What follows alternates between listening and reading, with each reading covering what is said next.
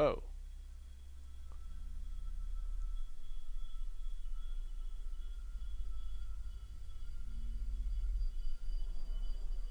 Um, who the hell was that? Huh? What was that? That's what I was just saying, Harry. Who in the hell was that? Okay, so it's someone that Harry doesn't know. I thought it was his wife for a second. In a boiler room. What is going on here? Oh, am I back in the elementary school? Yeah, I am. You have purged the lands of the demons of the area. The K. Gordon room? Wait, what? I gotta examine that. What the fuck are they talking about?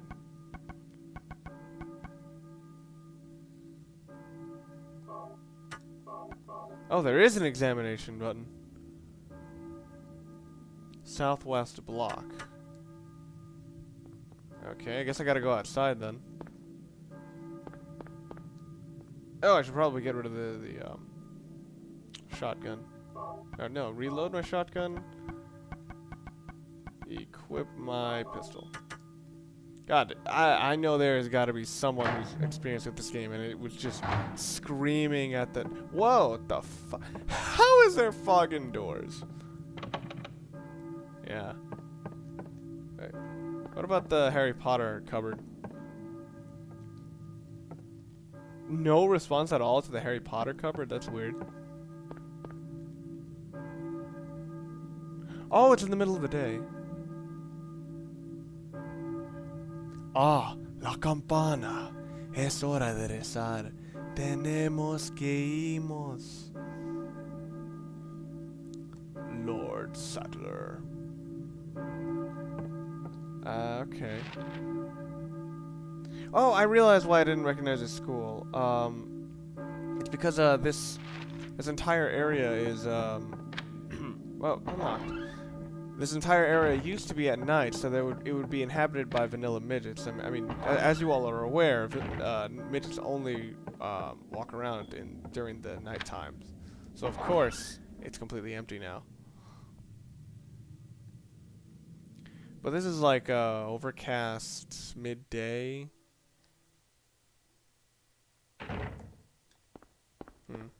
And it's still snowing. Alright, so I guess I gotta explore the town a little bit more. What was that? Oh, hydrant. Alright. So, what do I talk about now? What? Yeah, I try to go for the menu, and I go for the map, I go for the map, and I go for the menu. Wonderful. Let's see. Alright, I guess I'll just go to the Ballin Church. Alrighty then. Alright, well, now that I'm sort of in the easing period of this game, what's some random topics I can talk about? How about, How about the definition of what a survival horror game means for some people? Because I know in some cases it could be just purely aesthetics for a lot of people. For example, Left 4 Dead has a horror aesthetic. Resident Evil obviously has a horror aesthetic, but does that really make it a horror game? Because a game can look like other movies, other games, which are very scary, but they may not necessarily have the same emotional impact. After all, what drives genres in all mediums is not what it looks like, what it's describing, but more why the viewer comes to to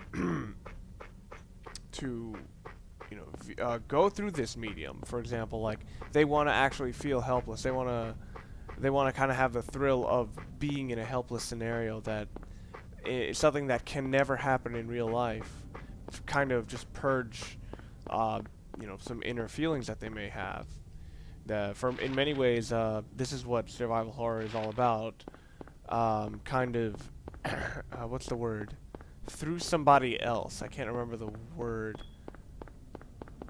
And whoa! Holy crap! Ryan almost. Harry almost went in there really easily. That's what she said. Shit. What was the word? Viciously? No.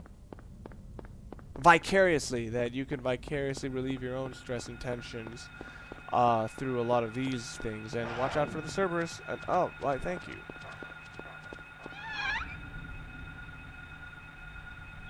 And that's kind of the appeal, that this is basically that you can deal with a lot of personal problems that you may not necessarily be able to deal with, or a lot of problems you've subconsciously gotten rid of. This is why in a lot of horror games they tackle a lot of subjects that are very difficult to deal with without by name, like sexual repression, or the repression of anger, the feeling of a lost loved one, the feeling of loneliness. A lot of these, oh, save point. A lot of these would actually be very difficult in other well, not that they're difficult in other mediums. It's just that they can't quite go as far and really go for the feelings themselves. For example, I remember I was actually like one topic I think could work if they don't tackle it quite as directly, but go for instead for a lot of the things that go along with it. Like someone who was a psychologist could probably tell you about a lot of the little things about it. Like I think rape is probably it is a subject that I think is very difficult to handle in fiction, because it's very difficult to really see what is what comes off as exploitation and what is coming off as respectful. Because, for example, I was reading Spider-Man / Black Cat, The Evil That Men Do, because I'm kind of a huge mark for Black Cat as a character, because I've always thought she brought a lot of fun to Spider-Man, and to see a completely, like, a very dark subject matter brought up, it kind of jarred me out of the experience. But also what kind of jarred me out was just the fact that you could tell that every time what Kevin Smith was writing was very respectful. He took the effort to research the topic. He took the effort to see it from every perspective. But yet at the same time, it didn't quite work. And I think it was more that it was fiction and that it dealt with the topic head on. And it's not that I don't think this is a topic that should be talked about. It obviously is a topic that should be talked about. But horror is a genre where you can talk about anything, and it could be considered pretty much part of the experience, that part of who these people are. It could be part of these characters, and it can work without necessarily feeling in a way that's jarringly uncomfortable or whatever, because uncomfortableness is part of what survival horror is. Survival horror is ugly. Survival horror is kind of everything we don't want it to be. It's something that we don't exactly... Oh my god, this fucking... Survival horror is also petty revenge. Stomp. Ghetto stomp. I stomp all the trash cans. Oh my god, stop blocking my camera. But yeah, that was kind of off on a tangent. But my point was that survival horror is sort of that one place where you can deal with a lot of difficult topics and go to the effort of scaring people with things that could be real, but in circumstances that are in and themselves impossible. Or are they? I guess it's a fantasy land to deal with all your deepest and darkest emotions, even if you don't even realize that they're being dealt with. I mean, hell, we just fought a giant vagina boss. No, no, I just got the incredibly Freudian image in that the boss. We used a like, if you know anything about like just basic Freudian imagery, we used a gun to ultimately exorcise the demons that was basically a giant gaping vagina monster. I don't think I need to comment on that. It's just kind of there. Alright. Oh, I'm here. Alright, brother. And let the power of Christ compel you all. Hmm. Oh, this is some loading time. Full motion video. Jesus.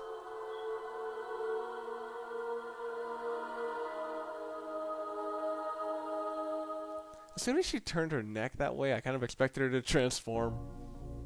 Were you ringing that bell? I've been expecting you. It was foretold by gyromancy. What? What are you talking about? I knew you'd come. You want the girl, right? The girl? You're talking about Cheryl. I see everything. I am watching you. You know something. Tell me. Stay back. She got the knife. Nothing is to be gained from floundering about at random. Everything is to be gained in finding You about must it random. follow the path. You need to spend more time on my The channel. path of the hermit concealed by Flauros. But What? What are you talking about? Here, the Flauros, a cage of peace. It can break through the walls of darkness and counteract the wrath of the underworld. it looks like a piece of the Millennium Puzzle to me. Make haste to the hospital before it's too late. Ah, I heard about like the hospital Wait. stage. Don't go yet. Motherfucker, chase after her. Shit. You got a gun. What does she have? A piece of the Millennium item. All right. And oh no, she doesn't even have that. And no, it's a three-dimensional Triforce. The reason you couldn't find it in Ocarina of Time was because it was in Silent Hill. The drawbridge key. Picture on the wall. Nothing special. Health drink. Apparently they stopped serving wine at church, or they stopped giving wine as part of communion. Now they give nice, healthy energy drinks. Alright, newspaper, nothing special. Alright, I guess I'll save again. Alright. I believe I was talking about genres and what makes survival horror. Well, and the other thing is, as I said, what makes genres is not necessarily like what you immediately see, because here's the thing. Left 4 Dead, that you would probably call that game the aesthetic horror. I don't think a lot of people are going to deny that it has a horror aesthetic. It's zombies. But is it a horror game? No, because what you kind of seek in that is the companionship of other people when playing the game, and what is the other word? And just and more of the thrill of mowing down tons of zombies in a well-paced pattern. It has survival aspects in that, yeah, you are trying to obviously make it all the way to the end. But at the same time, it's more of a companion piece game, as pretty much the entire thing is just to it's just to kind of have fun with your buddies, whoever they may be. Whoa. And that's kind of why a lot of I wouldn't call Resident Evil 5 or 4 survival horror games, because they're not really scared. Well, I know one dude who said he was scared by Resident Evil 4, and I was stunned cornet face at it. I think he said that he couldn't keep playing it after he saw that the one woman on the wall who had the pitchfork through her head. And I was just like, oh wow, you've been having a bad day, haven't you? And apparently he couldn't get past that. Okay, apparently. Oh, apparently we're on a. What the fuck? We're on this is an elevated town? I've never seen that before. An entire town elevated? Strangeness. Alright, first aid kit, and what is this? Woo! Alright, some shotgun shells. Motherfuckers. I believe I went off on a tangent on more comics. I think I just wanted to talk, have any excuse to bring up Black Cat, because Black Cat is a character it's not that she's like an amazingly well done character, and in many cases far from it. It's more that she's a character that I see a lot of potential in what she could be, and a lot of it was just kind of pissed away at Ryder's expense. And I know the problem with it is she's a character who can be so openly interpreted that what the writer's end goals are always different. So the result is she's probably one of the most schizophrenic characters you'll ever see. He's like, oh no, but I'm currently displeased with how they basically made her not fun. Like that's what I liked about that character, that she was a lot of fun. Ooh, to Spider-Man, a good. Oh shit, am I low on health? No, I'm not. Oh my god, and here I was thinking that. Alright, back in the boiler room. This is a rock drill. There's no gasoline, you can't use it. God, it still stuns me how fucking delayed this is. So I need gas. But yeah, that's actually why I do like the character of Black Cat from Spider-Man. If you don't know, Black Cat's basic character is that she's a love interest of Spider-Man, and I mean specifically Spider-Man in the olden days when she thought it was fun to be around him. And all right, a map for the other area. And an interesting aspect of her was that as soon as Peter opened up to her enough to show her who he was, she said, "Put your mask back on. The one who I'm in love with is Peter Parker." And it was an interesting idea. I always thought it was an interesting aspect because it's basically, for